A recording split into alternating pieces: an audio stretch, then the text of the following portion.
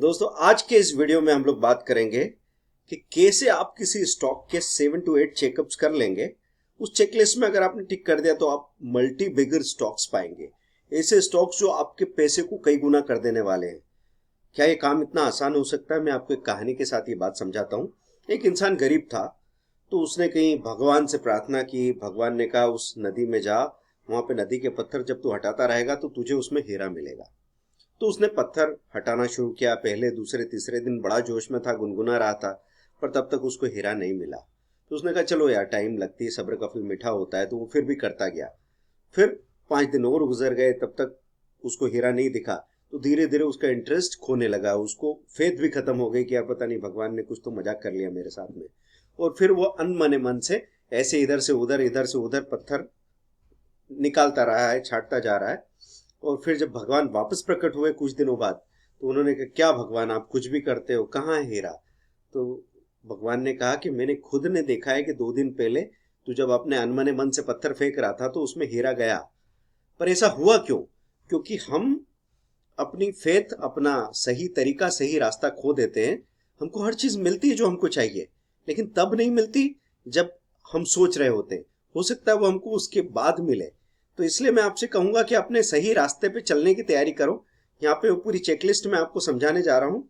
7 checks for multibagger stocks. तो पहला check क्या है? Don't chase any news, use technical screener for entry exit. आप किसी न्यूज को चेज मत करो। हमेशा कई बार ऐसा हुआ कि जो लोग भी पढ़ लिख के आ गए वो हर चीज में लॉजिक को घुसा के, और कई बार तो सही इंटरप्रिटेशन होता है, कई बार गलत इंटरप्रिटेशन होता है, लेकिन लॉजिक से बाजार नहीं चलता है। मार्केट किससे चलता है? सेंटिमेंट से चलता है। तो सेंटिमेंट कई बार लॉजिक को ताक पे रख देगा। तो आपको ध्यान रखना पड़ेगा कि टेक्निकल स्क्रीनर्स हैं आपके पास, तो उसमें आपने देखा कि भाई आज वॉल्यूम आ रहा है। वॉल्यूम क्यों आ रहा है, कैसे आ रहा है, कब तक आएगा, उसके बजाय आपने पोजीशन बनाई, अपने रिस्क एपेटाइट के हिसाब से स्टॉप लॉस लगाया, इसको एक इनफ टाइम दिया और फिर देखा रिजल्ट क्या निकल के आ रहा है। Study promising sectors through mutual fund portfolio. आपको क्या करना है? म्यूचुअल फंड के पोर्टफोलियो में जाएंगे, म्यूचुअल फंड की स्टडी करेंगे, तो वहां पे आपको पता लगेगा कौन कौन से सेक्टर्स में म्यूचुअल फंड ने सबसे ज्यादा पैसा लगा रखा है। तो हर वक्त आपको दिखेगा कि पहले तो हमेशा बैंकिंग एंड फाइनेंस तो दिख ही जाता है, वो सबसे ज्यादा पॉपुलर और सेफ सेक्टर है। उसके बाद में कभी आपको केमिकल दिखेगा, कभी आपको इंजीनियरिंग दिखेगा, कभी आपको आईटी दिखेगा, कभी आपको ऑटो दिखेगा। तो वहां से हमारे दिमाग में ये बात रहे कि ये जो 3 सेक्टर्स हैं, बैंकिंग एंड फाइनेंस तो हमेशा रहता ही है, चलो उसको भी हम कंसिडर करेंगे, लेकिन उसके बाद के 3 सेक्टर्स पे आप खास तौर से ज्यादा ध्यान देंगे। अब उन सेक्टर में शेयर कौन से हैं वही ढूंढने निकल पड़े, ऐसा नहीं कह रहा हूं मैं। हर एक चीज जो आप यहाँ पे सीखते हैं उसको बैक ऑफ द माइंड में रख लीजिए और समय आने पे उसका इस्तेमाल करेंगे। तो मतलब आपकी स्टडी और आप जो चूज करते हैं ना, एक दिन धुन में आके कोई काम करते हैं फिर भूल भाल जाते हैं। यहाँ पे एक कंसिस्टेंसी चाहिए उस बात की कि जो बातें इंपॉर्टेंट है, जिन पे आपको फोकस करना है, उतनी ही बातें याद रखो।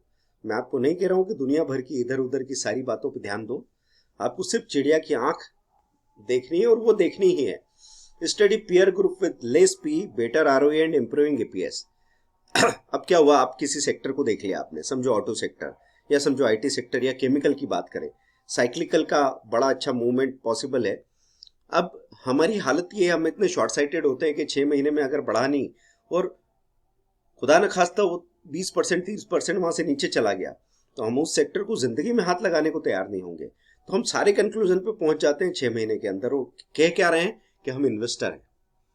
अब 1 साल के अंदर तो शॉर्ट टर्म ट्रेडर ही होता है, स्विंग ट्रेडर ही होता है। तो आप अपने आप को इन्वेस्टर बोल रहे हैं, पर इन्वेस्टर वाली सोच और वो तैयारी आपकी है नहीं। तो आपको क्या करना है? पीयर ग्रुप में गए, आईटी सेक्टर में गए, ऑटो में गए, केमिकल में गए, फिर देखा वहां पे लेस पीई रेशो, मतलब कौन सा कंपनी ज्यादा प्रॉफिट कमा के दे रहा है लेकिन कम महंगा है। तो पीई रेशो से आपको ये पता लगता है कि ये कंपेरेटिवली बाकी स्टॉक से कम महंगा है। किसी का पीई दिख रहा है 50-50, किसी का पी दिख रहा है 30, किसी का पी दिख रहा है 12, तो 12 वाला कम महंगा है। फिर better ROE, return on equity जिसका अच्छा हो उसको भी हम कंसिडर करेंगे।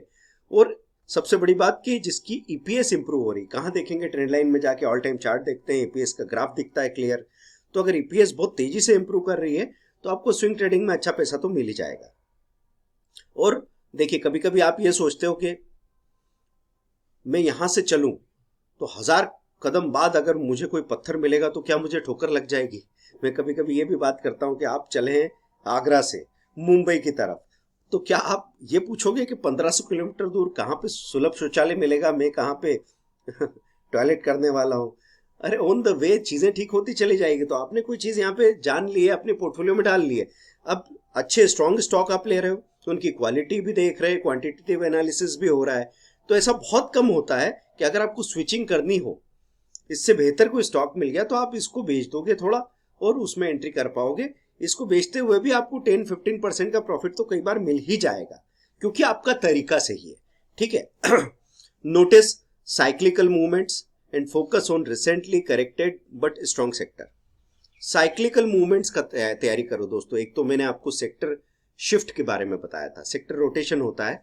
तो अभी इस बुल रन में जो जो सेक्टर भाग रहे हैं ना, सारे ट्रेडर उन्हीं में काम करेंगे, क्योंकि बहुत अट्रैक्टिव है। रोज उनमें बड़ी बड़ी रैलीज आती है, बड़े बड़े मूवमेंट्स आते हैं, डाउनफॉल भी होता है, तो शॉर्ट सेलिंग में भी मजा आता है। तो आप उनमें काम कर रहे हैं। और कुछ सेक्टर, कुछ स्टॉक ऐसे हैं आपको लगता बहुत बोरिंग है, उनमें कोई मूवमेंट ही नहीं होता। इसके बाद बाजार में आएगा क्रैश। 1.5-2 साल बाजार में एक रैली आ गई तो क्रैश आना ही है, मतलब किसी से पूछने मत जाइए। आपको टाइम पे अपने पार्ट प्रॉफिट की बुकिंग तो करके रखनी, ताकि कंट्रोल आपके हाथ में रहे। तो अचानक से क्रैश आएगा। क्रैश आने के बाद में जो आपको पसंदीदा सेक्टर है, जो शेयर्स है आपके फेवरेट, आप उन्हीं में जाओगे, लेकिन अब वो नहीं चलेंगे। अब वो स्टॉक्स चलेंगे जो पिछली रैली में नहीं चल रहे थे। इसको बोलते हैं सेक्टर रोटेशन। तो दोस्तों मैं यहाँ पे आपसे ये कह रहा हूँ कि आप साइक्लिकल मूवमेंट में ध्यान दो कि कौन कौन से सेक्टर्स हैं जो अभी अंडर परफॉर्म कर रहे हैं, बहुत दिनों से अंदर हैं, करेक्ट होते जा रहे हैं, लेकिन स्ट्रांग है। एक सिचुएशन तो मैं आपको बोल ही रहा हूँ, स्ट्रॉन्ग सेक्टर की मोस्ट स्ट्रॉन्ग कंपनीज को कैसे चुनना है, ये तो मैं आपको फ्री वीडियोस में, पेड कोर्स में, हर जगह बता रहा हूं। तो उन पे ध्यान दो, और उनको अगर आपने इनफ टाइम दिया, मतलब अगर आपने 3-4 महीना दिया, तो हो सकता है कि आपका 100 रुपया 100 का शेयर घट के 85 दिखे। लेकिन अगर आपने उसको 8 मंथ्स 10 मंथ्स दिए तो 100 का शेयर 160 दिखेगा। तो स्विंग ट्रेडिंग की एक ही सबसे खास बात है कि आपने कोई भी अच्छा से अच्छा शेयर खरीदा है, आपने खरीदा ये देख के कि 2-3 दिन से अच्छा खासा मूवमेंट आया, बहुत अट्रैक्टेड थे उसके मूवमेंट को देख के, लेकिन 2-3 दिन में मूवमेंट आने के बाद में अब वो रेंज बाउंड हो जाएगा और सारी भीड़ किसी दूसरे काउंटर पे चली जाएगी। और ये 15-20 दिन तक आपको, अगर आपने समझो 520 रुपीज में खरीदा और ये 500 के नीचे 490 पे खड़ा हो गया है, फिर 450 आ गया है, तो 520 देखने के लिए भी 25 दिन लग जाएंगे आपको। बस स्विंग ट्रेडिंग में यही सबसे बड़ी गड़बड़ लगती है कि अगर आपने एक ही प्राइस पे सारे शेयर खरीद लिए और दोबारा प्राइस पे आने में उसको टाइम लग रहा है, और रोज रोज आप दिन में 3 बार उसके रेट देखते हैं, तो आप अपने आप को एक पेन में डाल रहे हैं। अगर आप उसको 1 महीना देंगे तो वो रेट पे आ जाएगा, अगर एक और महीना देंगे तो रेट के ऊपर 20% भी वो आपको दे देगा। क्योंकि एक चीज हम बार बार कह रहे हैं कि स्टॉक की क्वालिटी तो हम सबसे पहले स्टडी कर रहे हैं। इसलिए अगर आप कहेंगे कि सर यस बैंक में तो ऐसा नहीं हुआ था, या आइडिया में तो पहले ऐसा नहीं हुआ था, सुजलॉन में नहीं हुआ था, डीएलएफ में नहीं हुआ था, जब उनके बिजनेस नेगेटिव जोन में थे, लॉस मेकिंग थे, तब उनमें नेगेटिव सब कुछ होता रहा, लेकिन तब आपकी लिस्ट में वो शेयर थोड़ी आते। आप जब हमारी तरीके से देखने जाते तो उस वक्त आप देख रहे होते कि कौन कंपनीज बहुत अच्छा परफॉर्म कर रही है, जिनका परफॉर्मेंस इंप्रूव हो रहा है, आप उसमें पोजीशन बना रहे होते। चलिए, तो साइक्लिकल मूवमेंट्स को देखना है और करेक्टेड बट स्ट्रॉन्ग सेक्टर, उस पर आप ध्यान देंगे।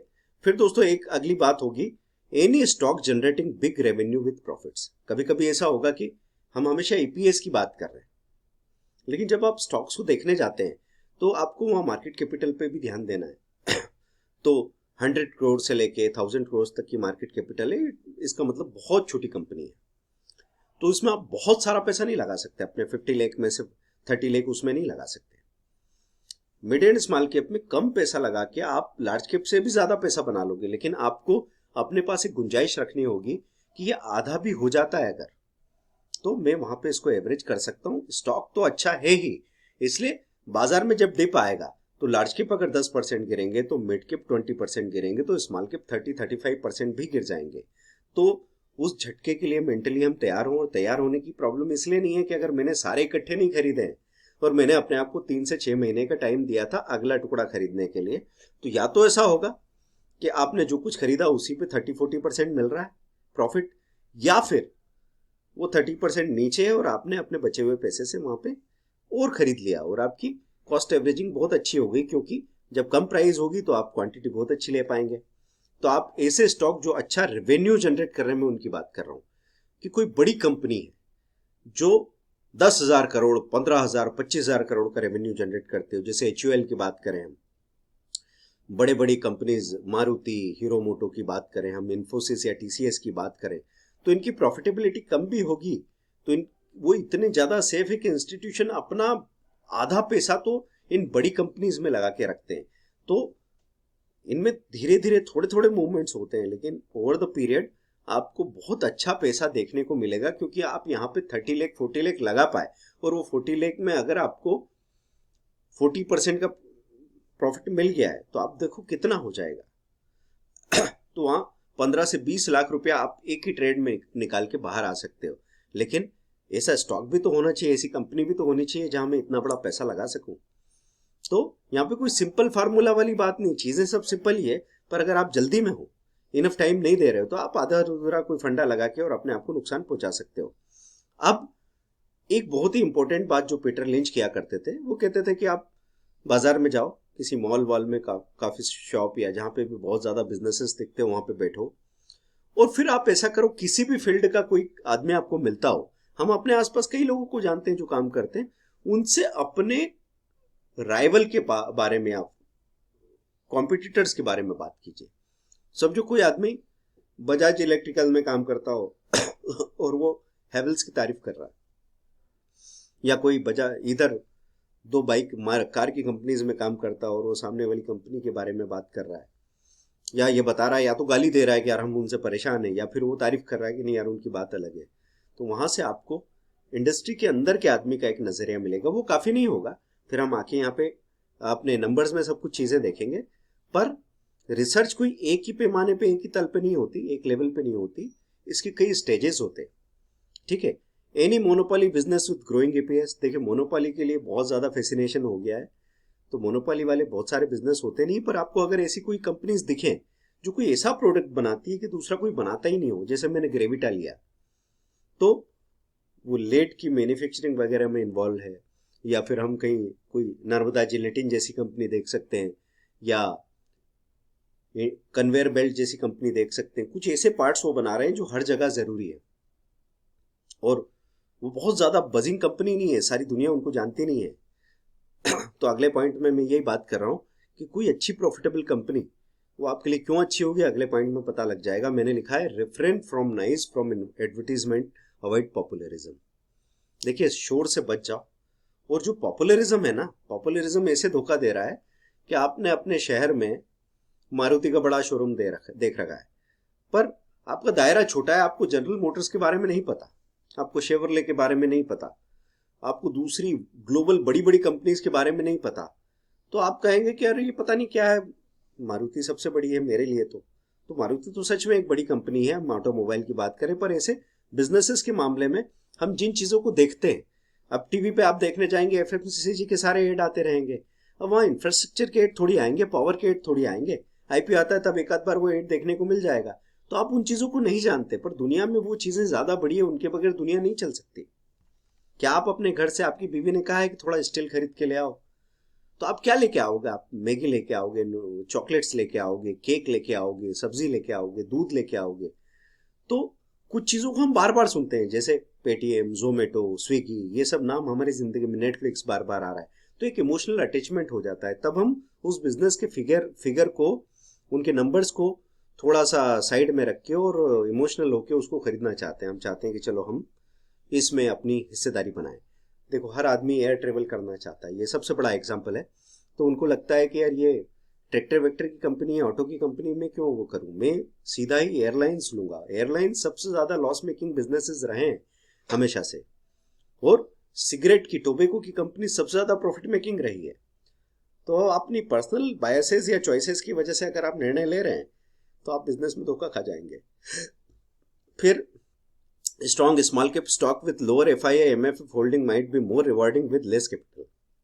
देखिए कभी आप गए, आपको सारी चीजें सही लग रही है, उसका स्ट्रेंथ अपॉर्चुनिटी और थ्रेट वीकनेस बहुत कम है, स्ट्रेंथ अपॉर्चुनिटी बहुत ज्यादा है, ईपीएस एकदम तेजी से बढ़ रही है, और कंपनी को देखा कि जब बाजार गिरा था कितना गिरी और कितनी देर में वापस ऊपर आ गई, चार्ट में ये जाके चेक करते रहो। ये बड़ी फुर्सत की चीजें बोल रहा हूँ, चलते बाजार में आप नहीं कर रहे हो ये चीजें कि आपको घबराहट हो गया यार कितना टाइम लगेगा। और 2% उसकी प्राइस भी बढ़ गई तो आपको चिंता की बात नहीं है, 2% प्राइस घट भी गई तो कोई बड़ी बात नहीं है, क्योंकि प्राइस ओरिएंटेड बात ही नहीं हो रही है, हम लोग यहाँ पे क्वालिटी की बात कर रहे हैं। तो अगर उसमें एफआईआई या एमएफ की होल्डिंग कम है तो बाजार जब गिरेगा ना तो इस तरह के स्टॉक्स में ज्यादा गिरावट नहीं आती और रिकवरी बहुत तेजी से आती है। तो स्मॉल कैप मिड कैप को एक अच्छी नजर से देखना शुरू कीजिए। और फिर मैं कहूंगा आपसे ट्रेक टेस्ट पोर्टफोलियो, एक अपना टेस्ट पोर्टफोलियो बना लो। शुरू में आप जाते हैं ना तो शुरू में ही आप सोचते हो कि यार ये मेरे पास 5 लाख है, 2 इसमें लगाऊं, 2 इसमें लगाऊं, 1 उसमें लगाऊं, क्या करूं, मुझे कुछ समझ में नहीं आ रहा, अरे यार जाने दो। ये सब मत करो, आप एक काम करो, 10-10 हजार आपने 7-8 की लिस्ट में डाल के रख दिया। फिर अगले 20-25 दिन, 1 महीने में जब बाजार में करेक्शन आया, आपने उनको ट्रैक किया तो आपको समझ में आया कि कौन सा स्टॉक स्ट्रांग है, जो तेजी से नीचे जाता नहीं है लेकिन रिकवरी बहुत तेजी से आती है। ऐसे देखने के बाद में आप जो अच्छे स्टॉक्स है 2 या 3, उनमें अपनी और कैपिटल ऐड कर लेते हैं। तो 5 लाख रुपए में से 50,000 आपने अभी लगाए थे, उसके बाद 4 लाख रुपए आप अपने तरीके से 2 सबसे अच्छे स्टॉक, तब तक आप उसका सेक्टर, उसका बैकग्राउंड, जो चीजें आपकी कन्विक्शन डेवलप कर सकती है उसको देख लीजिए। अब मैं यहाँ पे कह रहा हूँ कि एक प्रोसेस की जरूरत है, गेट ए लिस्ट रेडी एवरी डे। मतलब अब क्या होता है कि जैसे मैं आपको स्टडी की बात करूं तो हर एक आदमी के पास एक ही बहाना है, टाइम कहाँ है इतना, अपने लिए तो टाइम नहीं मिलता, फैमिली के टाइम नहीं मिलता, और आप स्टॉक मार्केट के लिए टाइम निकालेंगे क्या। तो कोई सोशल सर्विस की बात नहीं कर रहे हैं हम, उसके लिए भी आपको टाइम निकालना चाहिए, मैं ये नहीं कह रहा। तो जो काम आप करते हैं या तो करो तो ठीक से करना पड़ेगा, या आप मत कीजिए, जब आपको तैयारी हो मानसिक तब कर लेना। पर मेरे पास एक खास तरीका है कि आपको बैठ के 1 घंटे स्टडी करना, ये बीमारी पता नहीं किसने आपके दिमाग में डाली। आपके पास 2-3 मिनट के बोरिंग टाइम स्लॉट्स आते रहते हैं, जब आप गाली देते हो ऑटो वाले को, टैक्सी वाले को, बस स्टॉप पे, ऑफिस में, लंच पे, कहीं भी। उस वक्त मैं आपसे कहता हूं कि अपने को अगर एक डायरेक्शन दे दी, उसमें टाइम लग जाएगा, 8-10 दिन तक आपको आदत नहीं होगी, लेकिन आदत डेवलप की जा सकती है। तो जब टाइम मिला, आपने 1-2 कंपनी का चार्ट और उसका डिटेल फाइनेंशियल देख लिया हल्का सा, वो 2 मिनट में होता है, मैंने सिखा दिया वो तरीका।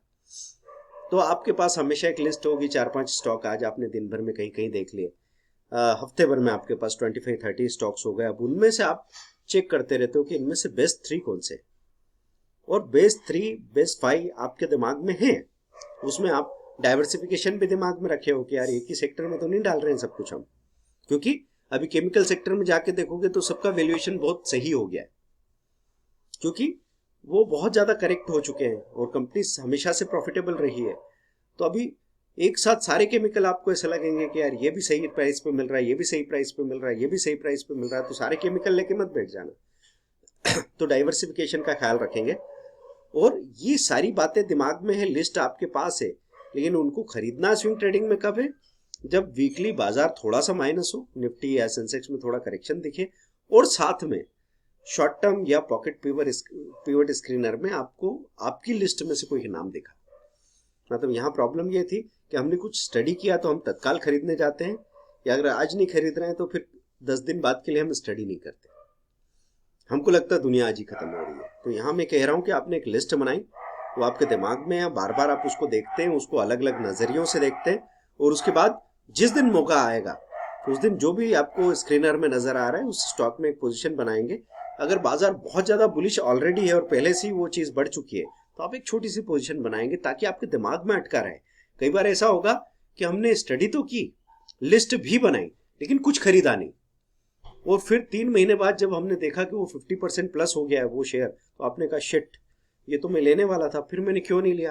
अरे जिस दिन स्टडी किया था उस दिन वो अगले दिन 12% प्लस खुल गया था, मुझे लगा बहुत बढ़ गया, बाद में ले लूंगा, फिर मैं भूल भाल गया।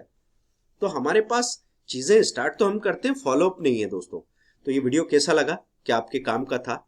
मैंने आपको मल्टीबैगर स्टॉक ढूंढने का 7 चेक्स बोला था, वो ज्यादा पॉइंट्स है, लेकिन ये कमाल की चीज है। अगर आपने इसको सच में इस्तेमाल कर लिया तो करोड़ों रुपए आप बनाने वाले हैं स्टॉक मार्केट से, वो भी बगैर किसी स्ट्रेस के। दुनिया इधर की उधर हो जाए लेकिन आपको कोई बड़ी परेशानी नहीं आ सकती। ठीक है दोस्तों, क्योंकि ये मंदी की जो बातें होती है ना, तेजी और मंदी, ये एक जनरलाइज वर्ड है। आपने आपके शहर में देखा होगा कि लॉकडाउन के समय में भी कोई ऐसे 4 रेस्टोरेंट होंगे, 4 बिजनेसेस ऐसे होंगे जहां लाइन लगी होगी। तो हम कभी कभी अपने आप को जस्टिफाई करने के लिए, भाई सब तरफ मंदी है और मैं भी कुछ नहीं कमा रहा, मैं भी कुछ नहीं कर रहा, तो चलो ठीक ही है। लेकिन हम ये देखना नहीं चाहते हैं कि 4 लोग अभी दबा के डबल पैसा छाप रहे हैं, क्योंकि उनके बिजनेसेस ऐसे। अब हर जगह के बिजनेस के पार्टनर आप यूं तो नहीं बन सकते बाहर की दुनिया में, लेकिन यहाँ बन सकते हैं। यहाँ पे सिर्फ आपको डिसीजन लेना है, बाकी तो क्या है, बटन दबाया और बाइंग हो गई। तो इतनी बड़ी अपॉर्चुनिटी को आप ट्राई नहीं करना चाहेंगे? Zero loss option trade Android app download कर लीजिए। अब स्टॉक्स में अकाउंट हमारे साथ खुलवा सकते हैं, क्योंकि हम पूरा सपोर्ट आपको करते ही हैं। और दोस्तों, speedearning.com पे भी कोर्सेज हैं, जो मीडियम कोर्सेज। आप लोग अगर डिटेल मेरे साथ काम करना चाहते हैं तो मेरा एक 1.2 लाख का कोर्स है, 1 साल का, जिसमें टेलीफोनिक क्लासेस होगी 1-on-1। तो वो कस्टमाइज्ड कोर्स है एक तरीके से। जैसे पर्सन है आप, जैसी रिस्क एपिटाइट आपकी है, जितनी आपकी फाइनेंशियल कैपेसिटी है, जैसी आपकी पर्सनालिटी है, उस हिसाब से आप काम करेंगे तो आपको एक टेलर मेड सॉल्यूशन मिलेगा। पर उसमें मैं लिमिटेड लोगों को ही लेता हूं, क्योंकि मैं अपनी जिंदगी में अब लिविंग के लिए अपनी लाइफ बेचूं, उसकी जरूरत नहीं है। और यही मैं आपके लिए उम्मीद करता हूं। कमेंट करेंगे, लाइक करेंगे, शेयर करेंगे, सब्सक्राइब करेंगे, इंस्टाग्राम का हैंडल और बाकी सोशल मीडिया भी फॉलो करेंगे। नुकसान तो कुछ नहीं, पर फायदा क्या होगा वो 1 महीने में आपको समझ में आ जाएगा। थैंक यू वेरी मच दोस्तों। संडे को 11 AM सुबह 11:30 हम लोग एक वेबिनार ले रहे हैं फ्री, उसको जरूर अटेंड कर लीजिएगा। बाय।